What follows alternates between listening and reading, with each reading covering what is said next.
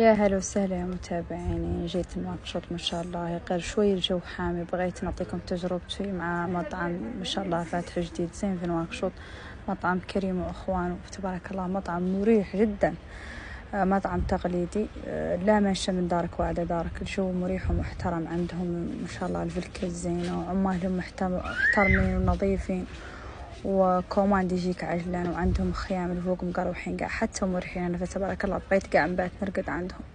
وفي النهار عندهم أنواع لقد توصيل مجاني. هو كيف ما قلت لكم يا متابعيني، طلبت ما شاء الله عندهم الحوت وعاد إدمان قاع فتبارك الله كيف الياقوت، وعند ظهرهم توسعة زينة ومريحة فتبارك الله. وعندهم خيام التقليدي الزينين، وعندهم القدحات اللي فيهم اللبن الزينين فتبارك الله. وذا كامل كلاس ومصقول ومقروح وفي آي بي، الناس كاملة اللي محترمة والطبقات الراقية والناس اللي تبغى بلايص زينة والأسر فتبارك الله. ذا الاستورات من أحسن الاستورات، معني أنا ما كان ذوقي يفر الخيام ولا ذا. وراهم يفتحوا فنت كاترير سير فنت كاترير، وتم فاتحين لين زارة مع صباح. وكيف الناس اللي تبغي تطلب في النهار مفتوح لها الطلب، توصيل مجاني.